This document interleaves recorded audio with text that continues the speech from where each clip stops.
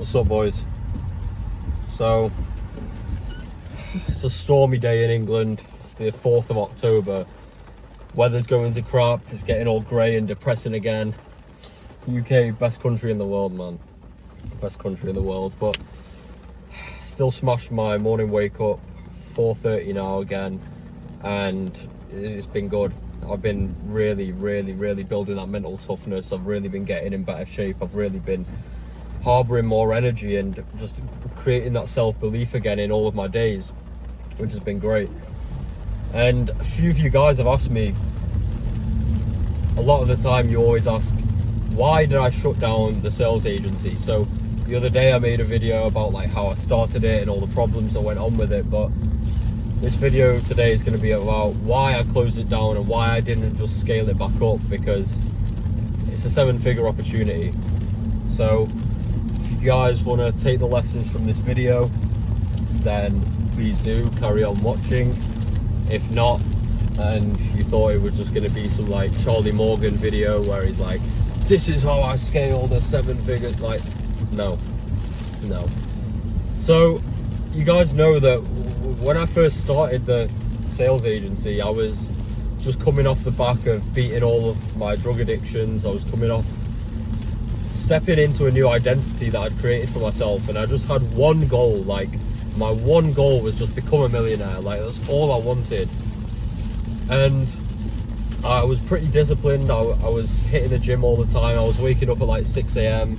I was praying to God, Allah, quite often. Wow, this is a proper storm.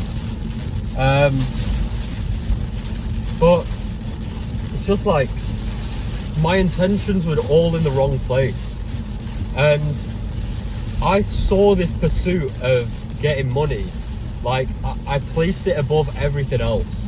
I placed it above everything else in my life, to the point where I was almost worshipping it. And you guys know that if you chase money, like you need obsession. And I'm not saying that you shouldn't be obsessed with this stuff, because you're always going to beat the person that like half in, half out. And anything that I do, it requires my 100% focus. But it's about what you're putting that focus towards. So I quit my 9 to 5. I started this agency. I've become the best seller in the country. We were selling boilers and insulation door to door. I never thought that I would do this business. I thought I'd do some online business, right? So number one, I'm doing like door-to-door sales in the UK, which is something that I didn't want to do like long term, and I want to get out of the UK, and I wanted to, like, I always wanted to like create content, help people, all that kind of stuff, especially when I was coming out of that like depression and that like feeling of helplessness after realizing that I'd spent so long being a degenerate. So I was making videos on social media still, like TikTok, trying to help people like become better.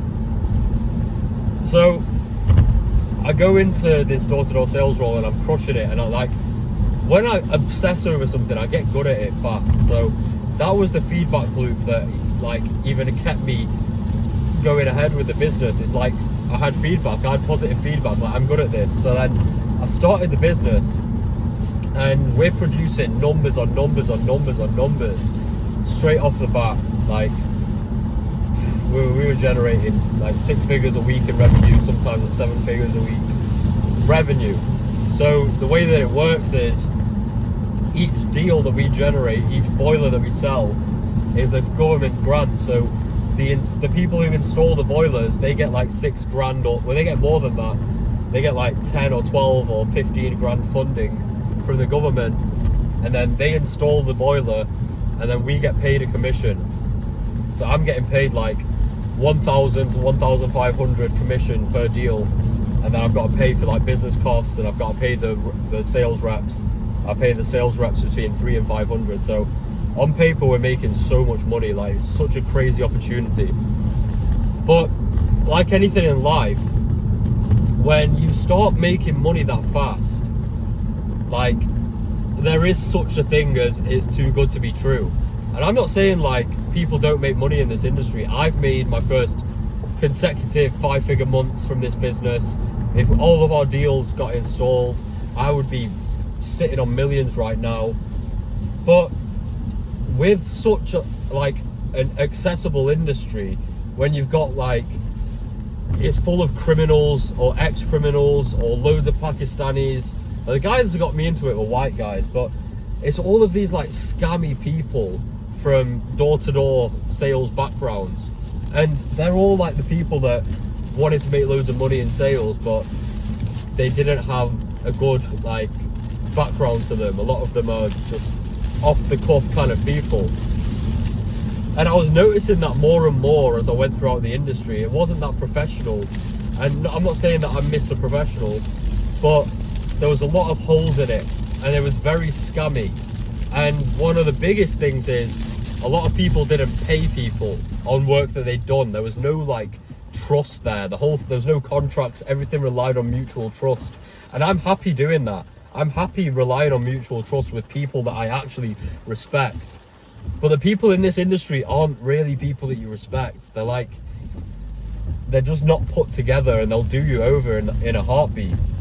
And that's what happened. So if you saw the last video, I'm talking about how we generated all this money for our clients and all these deals and all this revenue, but they messed up and they couldn't fulfill on the deals that we were generating because we were giving them too much volume and there was bad market conditions.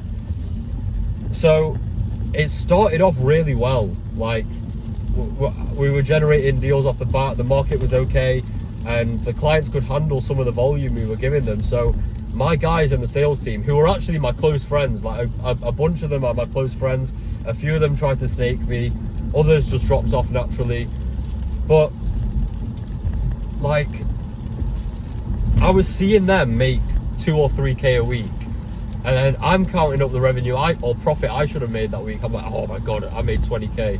And like, that was amazing. It was like this constant drive of like competition. And that's what I love. I always seeked, as soon as I started developing myself, and anytime I've made progress in my life, I've always seeked this feeling of like, I want to share this with other people. And that's what I try and do on here, because any of you guys watching this video, you have so much potential. Everyone has so much potential that they've just not unlocked yet. And anytime that I've realized my own potential, I've always been like, I need everyone around me to feel this way. I need everyone around me to start bettering themselves now, because I can only go so far on my own. I want to share that experience. And when this sales team came together, it was like this big communion of just killers, bro. We were working 12 hours a day just in the field. Like, even after the field, I'm like sorting out territory for the guys, I'm processing the deals, I'm on calls trying to figure out how we can get more deals, I'm brainstorming presentations. Like, I felt like this is amazing, this is exactly where I want to be. And like, I'm like, yeah, I'm about to be a millionaire. But I love the work. That's it. I love the work. It's the work. When you love the work, you get the results. And anytime that you program, with me, I love anything that I'm good at. So when I was bad at the gym, I didn't enjoy it. But when I persisted long enough, I became good at it and I started to enjoy it. And it's exactly the same with this business. So when I'm seeing that, plus the results from everyone, I'm over the moon. Everyone's loving it. We're traveling around the country, making money with our boys, setting new standards. And I felt like we're in this big group of like ambitious guys that we're going to take it to the moon. But as time went on and the industry started to unveil itself more to me, I went past like the informed optimism. If you guys know the cycle of despair or the emotional cycle of change, you start out uninformed optimism, where you don't really know what's going on, and then it gets a bit better, and it's like a graph like this, and then it gets a bit better and you're still seeing results. It goes down, uninformed optimism, and then you start going down once you realize like what it actually takes to succeed in this business, because it's always going to start out well whilst you're learning the new skills and everything's fresh and new. But then once you realize what it actually takes, you realize how much harder it actually is, and nothing's as easy as it seems. So after a few months of us smashing the deals and everyone's making good money, we get hit with the market crashes and our clients couldn't figure out a solution. So I had to be on the phone to a bunch of different installers in the country, which wasn't my job. We outsourced this to a different marketing company to process this for us, and they weren't doing anything. Like, I'm sure that they were getting paid from someone, so they weren't really fixing any of the issues that they should have been doing. They were getting paid from some installers in like advance payments, so before the boilers or anything gets installed, I'm sure that they were getting money in, so they didn't really care. So I'm on the phone like all the time whilst trying to run this team, trying to fix these issues. I'm watching my guys' motivation go down. Like, they're like, are the installs real? Like, they've not had that many installs, they've been making good money on advance payments, and then the clients that we're working with start reducing the advance payments, so everyone's making less money, and they didn't really give us any guidance on what deals can go through and what can't. So people were signing up people for boilers without knowing the full information, and it was getting thrown back in our faces to the point where a bunch of the deals were getting cancelled. And this is what I mean, like, this was the valley of despair that we were reaching when we realized that nothing was as easy as it seemed. But that didn't stop us. Like, the valley of despair, I was in that for a year, and after a year I started getting paid. But we were in this pit of despair for so long, and I'm looking at my boys in the face. A few of them quit, others tried to snake me and tried to like make a bad name for me and tried to do their own thing. And the guys that stuck with me, like, these were my close friends, and I'm looking them in the face and I can see the life drain out of them. And here's me, like, I've got to show that I'm still like Mr. Positive. I'm gonna find a way out, and eventually I did. But for so long I felt like a psychotic guy, because I didn't want to leave the clients that we were working with because they were paying us. And the more that I speak to people in the industry, the more I realize that no one knows what they're doing. Everyone was just reliant on like the market being okay, and no one had their own solutions. And because they already had so much money from like the gold rush, no one cared about fixing things apart from me. Because I'm like, flipping out, I've got guys to pay. I've got these $1 million dreams. So we're going through this day in, day out. I'm still working as hard. I'm still managing to drum up motivation in the team. Even in this valley of despair, we still had some of our record weeks because of the energy that I was able to create, and like the momentum we already had from the golden period. So, flipping a lorry in front of me, you shouldn't have done that, flipping idiot. So we're in this valley of despair for ages, and it's like I had this goal of scaling this agency up whilst building a personal brand. So I started trying to make personal brand a bit more, but I wasn't taking it that seriously. And like, since I was a kid, I always wanted a YouTube channel. I always wanted to, I started making like trampoline wrestling videos, and like any realization that I had, I always wanted to share it with people, you know? So that's what worked so well with the agency. But as time went on, I realized that this vision I had to scale the agency up to the point where I could help my top guys build their own sales teams, and then I could move out to Dubai and run the operation from there whilst building my personal brand. I had that vision, and I wanted to transition the top guys as well into high ticket sales so we could all work remote. And the more I realized like that wasn't happening and we weren't getting paid, I felt like controlled, because the clients that we worked with were very manipulative, and they didn't really have a future outside of door-to-door sales. Their whole thing was like, we're from Birmingham, we live in the UK, this is my vision of door-to-door sales. But the last thing I want to do is subscribe to a life in the UK working on this scammy grant. Like, sure, it's got a net positive, like you're still giving people free boilers who need it, but all of the inner workings behind it, like people lie about the house sizes or what the house is composed of. People lie about everything to try and get paid more money from the government. It's just all these dodgy packies and like just the dodgy criminals. And I was like, this isn't any different to what I've known in the past, like making haram money in uni. It's just like all of these dodgy people just trying to get a quick buck, and they're just going to subscribe to their whole life in the UK. Like, it didn't sit with that ambition and that drive for who I wanted to be in the future, and I just felt like a scumbag. And then that's coupled with me having to look my boys in the face like, oh, sorry, I can't pay you again this week, sorry, we can't pay you again this week. And it's like they're making like £200 a week sometimes, or sometimes nothing, and I'm the same. I'm making no money. I made like 30k that year, and it was just like, where did I go wrong? And where I went wrong is, whilst the vision was good and whilst my heart was in the right place, my intention was solely to make money. My intention was solely to make money, and that was demonstrated by my lack of development in that period. All of the good traits that I'd built in my discipline, in my worship, in my gym, in my nutrition, in my conviction of who I was as a person, all of that transitioned into sales, to the point where I was letting myself go. I was letting my physique go. I was letting my prayers be rushed.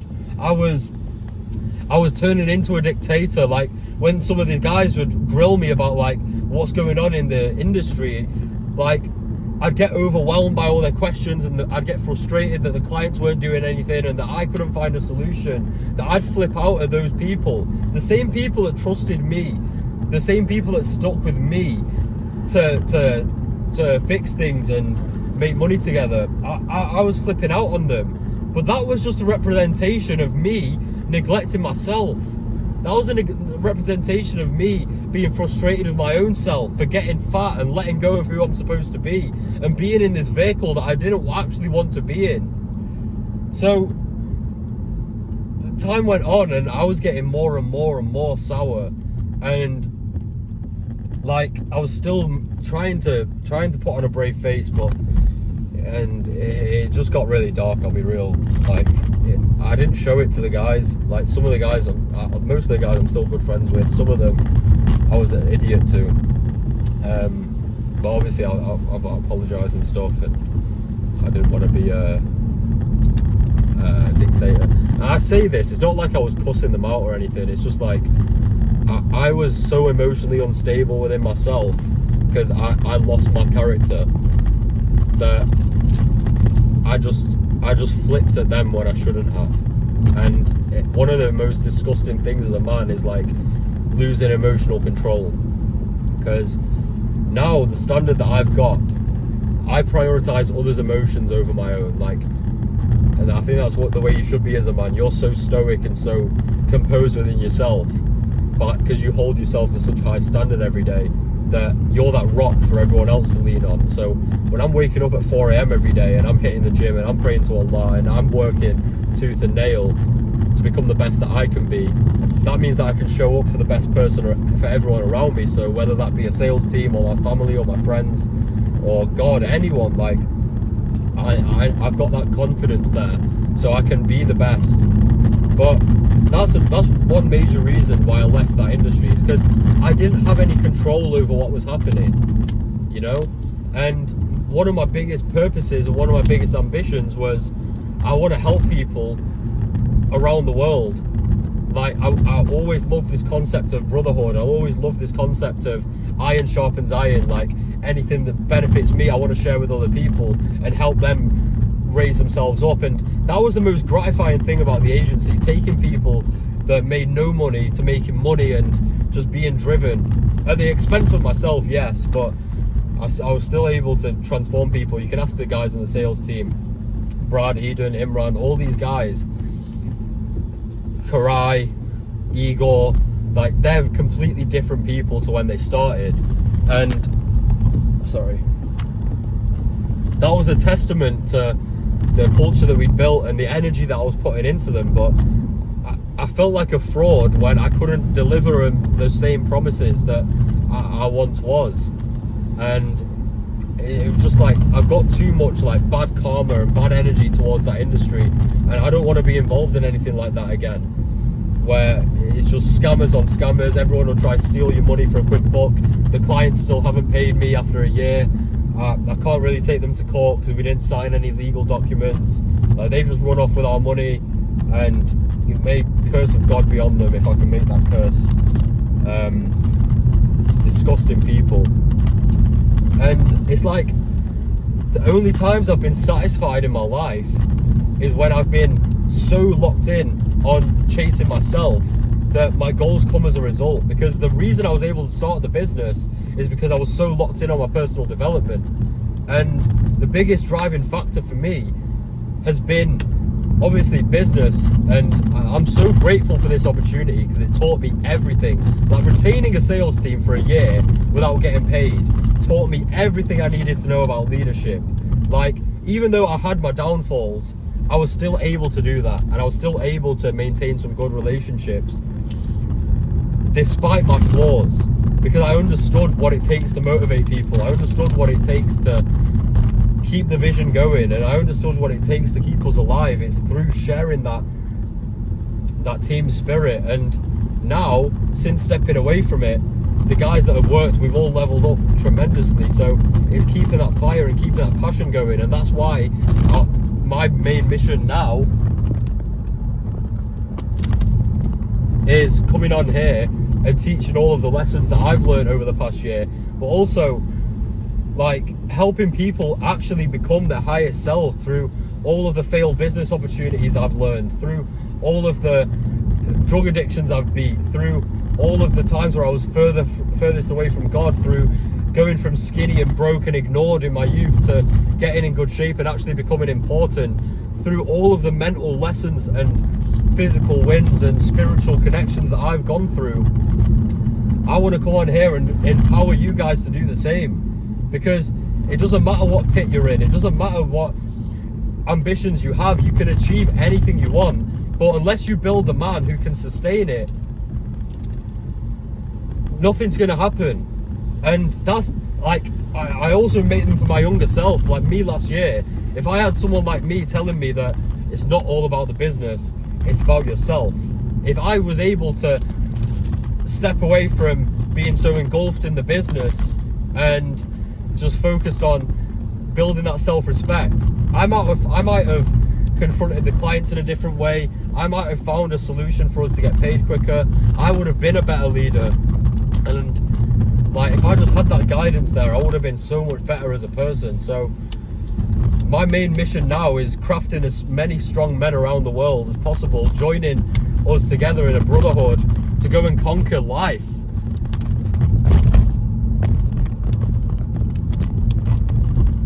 Any business that we do is dependent on our development, on our daily efforts, on who we become as a person, because you have to scale the man before you scale the business. And once you scale the man, you scale your life and the business follows.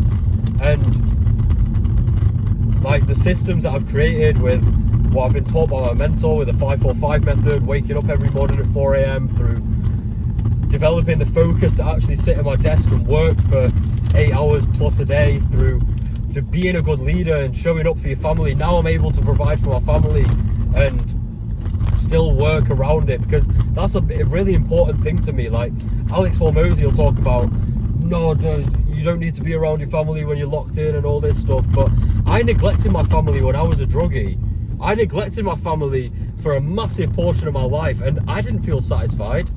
I was still making haram money then, but it didn't bring me any joy. Like, there is a version of you out there who can get the business success whilst chasing his fitness, whilst chasing his religion, whilst chasing his relationships, but it's on the other side of you making that sacrifice. I make the sacrifices every morning at 4 a.m. to put these things at the forefront of my day by waking up, praying, then going to the gym, then going to the mosque. Going to the mosque, then going to the gym. Going to the mosque, then going to the gym, and then instantly engaging in my work, so that when it comes to the back end of my day, or if my family's around, I can work on my laptop whilst I'm with them, or I can just be around them. But I wouldn't be able to get to that point unless I make those sacrifices. If I didn't have the self-respect from getting in good shape every day, through putting everything out on the battlefield, all of my efforts out on the battlefield, I couldn't feel satisfied in myself as a man. And so many guys out there are like, they have money, but that's all they have. It's like all these crypto kids, like, I don't respect them. I don't want to be like them. Like, they're popping out, oh, I've got a new Rolex, I've got this, and fair enough, fair play, like, I commend you on that, but I wouldn't trade places with you, because I've never felt more satisfied in my life than when I've been giving 100% effort to my purpose every day, by crafting the best man I can be physically, mentally, financially, and spiritually. And I empower every single one of you. I encourage every single one of you to join me on this pursuit of our absolute highest selves. I want to create a legion of brothers nationally, worldwide, escaping all of these societal norms that are imposed on us, like, you have to go here, you have to get a job, or you have to lock yourself into this business for 12 hours a day and forget about everything else. There's a version of us out there who has the ideal life in every single metric, who doesn't compromise on his values, who's crafted a beautiful physique and is a humble slave of God and inspires others around him to do better every day. That's the vision that I've got, and that's the vision that everyone I work with, I want you guys to have that same vision in your life. But it starts at our daily habits, boys. Like, I neglected the daily habits when I was running this agency. It stripped me of my freedom, and my freedom is so important to me. And having that, like, ability to influence is so important to me. And, like, I've always wanted to bring these people up, man. And, like, I'm someone that I can't just bend over for a boss or have someone tell me exactly what to do that I don't respect. Like, I've got mentors and I listen to what they say, but they teach me in a way that I can live my life on my terms. And that's what I want to give to you guys as well. And, like, man, we have so much opportunity. We're so blessed in 2025. And, like, all the people that doubted us when we were younger, we can prove them wrong. All of the family members that don't believe in our vision, that don't know exactly where we're going, we can show them a better life. And we can actually, one, we can prove them wrong, but we can also, like, every time I see them, they're like, oh, you look in better shape, what are you doing now with this, what are you doing now with this? And it's like, I want to retire every single one of you, you know, but our lifestyle never exceeds our level of self-development. So once we craft the solid daily habits of morning routine, the work, the gym, the 5 or more daily tasks that we work through every day that actually move us forward, once we sit at our desk and actually focus, once we try and fail a bunch of different things, but we're getting closer to our purpose, when we're crafting a man that can win in business internationally, when we're crafting a man that's not held down by anyone around him and just can inspire, encourage by being that shining example, that's where we see our progress. That's why I closed down the agency, because it wasn't bringing me that fulfillment, it wasn't bringing me that purpose, knowing that I'm in such a scammy industry. I want to actually inspire and I want to actually empower. And if you guys have made it to the end of this video, then I love and appreciate every single one of you, and I hope that you've taken on anything that I've said, and I hope you think similarly to me and you actually want to become that best version of yourself, not just financially but in every single realm, where we can inspire and empower everyone in our lives and beyond. And you're more than capable of achieving anything you set your mind to. It's all just dependent on your habits, bro. All dependent on the daily habits. Right, I'm gonna go have a killer day. Keep pushing, boys. I love you. See you on the next one.